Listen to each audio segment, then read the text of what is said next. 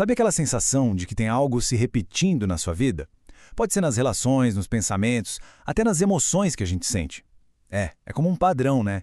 Uma coisa que fica ali insistindo e que mesmo quando parece que está tudo bem, bem no fundo, pede para ser olhado. E o mais curioso sobre esse padrão é que ele quase sempre aponta para algo muito mais fundo.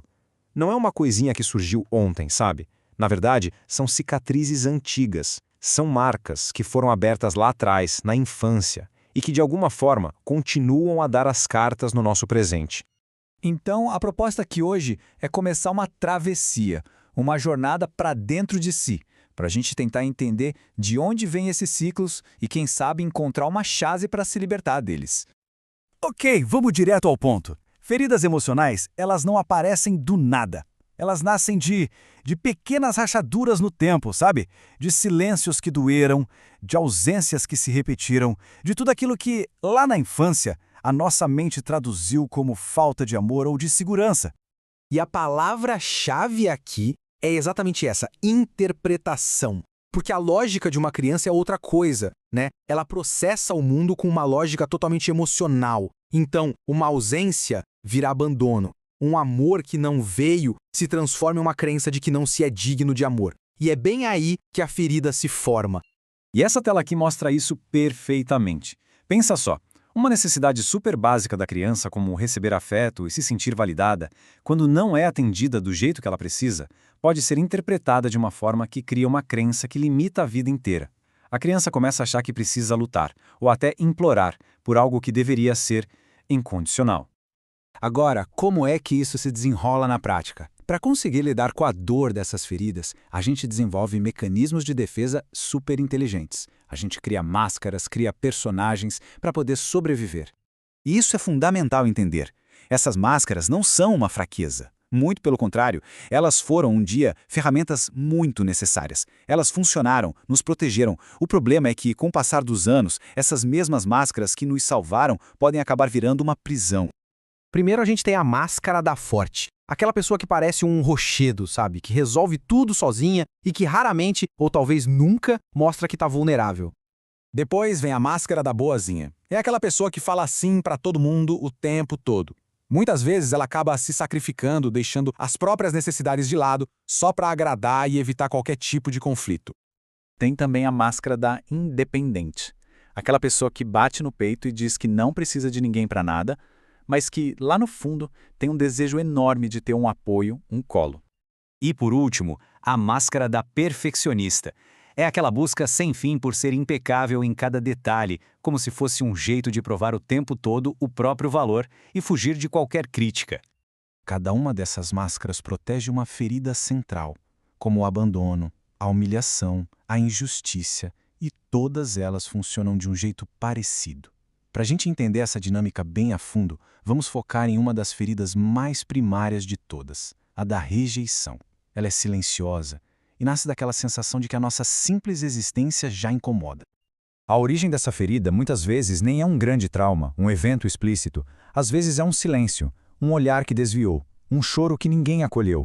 E a criança, com aquela lógica emocional dela, internaliza a mensagem de que não era bem-vinda, de que tem algo de errado com ela mesma. E como é que isso aparece na vida adulta? Bem, essa ferida cria um medo profundo de ocupar espaço.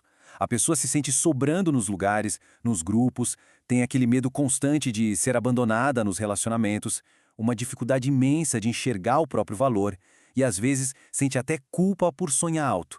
É como se estivesse o tempo todo pedindo licença para existir. A consequência mais direta e, vamos ser sinceros, mais dolorosa disso tudo é que se ativam mecanismos muito intensos de fuga e de autossabotagem. São padrões de comportamento que a gente cria para evitar a dor da rejeição, mas que, ironicamente, acabam reforçando essa mesma dor. E aqui a gente vê o ciclo rodando. O medo de ser rejeitado leva ao isolamento. O isolamento leva a uma busca desesperada por aprovação, muitas vezes em relações que não são nada saudáveis.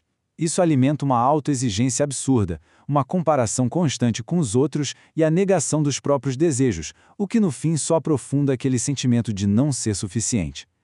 Percebe como uma coisa puxa a outra? E é muito importante notar uma coisa. Essas feridas não são só ideias abstratas, não. Elas moram no nosso corpo. A rejeição, em especial, se manifesta fisicamente, quase como uma negação da própria existência material. Fisicamente, isso pode aparecer de vários jeitos. A postura fica mais curvada, sabe? Como um desejo inconsciente de ser invisível. A energia vital parece estar sempre baixa. Acontece uma desconexão com os sinais do corpo, fome, dor, cansaço e uma sensação constante de não estar totalmente presente aqui e agora.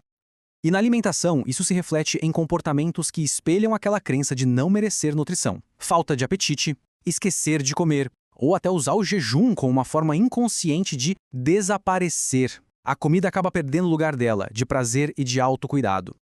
E essa tabela aqui ajuda a gente a organizar as ideias. A ferida da rejeição, ela geralmente está associada ao genitor do sexo oposto e a pais que não estavam muito disponíveis emocionalmente. Uma das máscaras que pode surgir daí é a da dependente, que leva a pessoa a entrar em relações baseadas no medo da solidão e numa busca sem fim por apoio fora de si. Mas e essa é a parte mais importante. Existe um caminho de volta.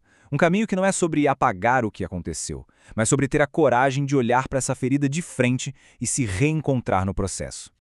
Curar não quer dizer que a cicatriz vai sumir, quer dizer que ela não vai mais doer, não vai mais ditar as regras do jogo. Curar é um processo de ir tirando as máscaras com respeito no seu tempo, até que seja possível reencontrar a própria essência, o rosto verdadeiro que está ali por trás de todas as defesas. No final das contas, o objetivo é este: é voltar a habitar o próprio corpo, a própria alma, com o sentimento de pertencimento que vem de dentro e não de fora. É transformar o corpo num lar seguro, que é digno de amor simplesmente porque existe.